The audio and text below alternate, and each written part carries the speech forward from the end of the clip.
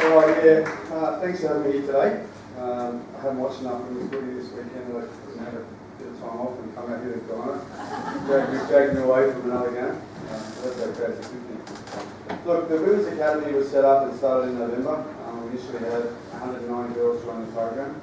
The mandate that we were given with the Academy through Josh Vanderloo and Darren Fleming was pretty much to try and produce as many footballers as we could that are ready to play AFL footy and make it to the in 2017. Given the numbers, we always thought it'd be 6 to 8 teams, well it's going to be 8. So given the numbers, there's every likelihood that 100 girls will get drafted from Victoria. Are they going to be ready to play AFL football? Yes, they'll be ready to play AFL football. How good will it be? How good will it be to look at? That'll be determined by how much traction we get and how much they improve from what they've learned in the academy and what they do through the course of this year.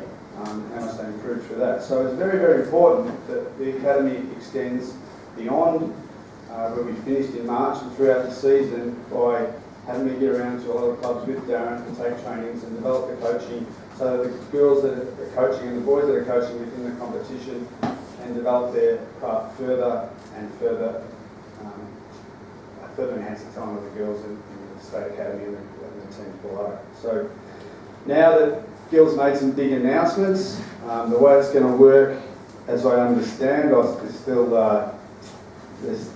make up their mind a little bit, but from what I've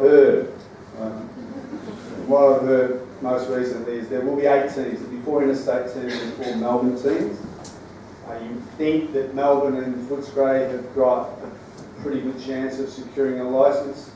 I think if they didn't give Susan Alberti a licence, there'd be a bit of strife. So you would argue that those 2 teams will be competitions, and then the other AFL clubs will be putting in a submission. So they all have to put in a submission, and I think they have to begin by the end of April. They'll then allocate licences to the 8 teams. What happens then, as I understand it from the document that I've read, the 8 teams will be given, allocated 2 marquee players from the national pool of talent. Those 2 marquee players, I believe, will get approximately 25,000 to 30,000 to play football.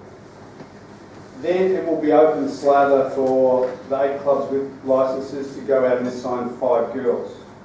Those girls, I think they're talking about $10,000 to $12,000 a year to play footy. And then there will be a draft after that for the balance of the girls. Having watched, if any of you watched the game that was played yesterday in WA, I'll be a bit harsh here. Having watched that game, I would imagine that the bottom 10 girls on that field in that game would be about player 70, 80 in our academy. So that's fantastic for you girls. Because what that means is 80 to 100 girls out of our academy are most likely to get drafted just because of weighted numbers, which is a fantastic thing. So to have 4 clubs playing in Melbourne with probably 100 Victorian girls, with the WA talent, they're going to have to try and attract some talent into state. The AFL, being AFL, will clearly try and push a couple of marquee Victorian girls into state as well because of the lack of talent in South Australia. That's mainly.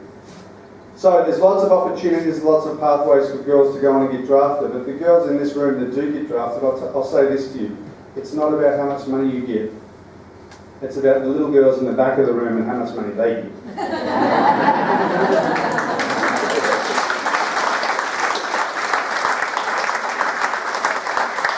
While initially, I've got a lot of mates who are my age that played AFL football, none of them got any money, because they weren't getting paid a hell of a lot then. Believe it or not, in the 60s and 50s in Australia, players would play and win 2 or 3 Brownlows and then go back and play local country footy for more money.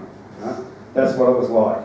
So these girls will go on, and even the marquee players that are going to get $25,000 to $30,000, I would like to think that they're the trailblazers. The little kids that are playing around 10, 11 now, they're the ones who are going to get a full-time career out of playing women's footy. And I think it's fantastic. It's an exciting time for women's footy. I really love my job. I love getting around and helping the girls develop, because everyone asks me, what's it like coaching girls? I go, I don't coach girls, I coach footballers. Thanks very much.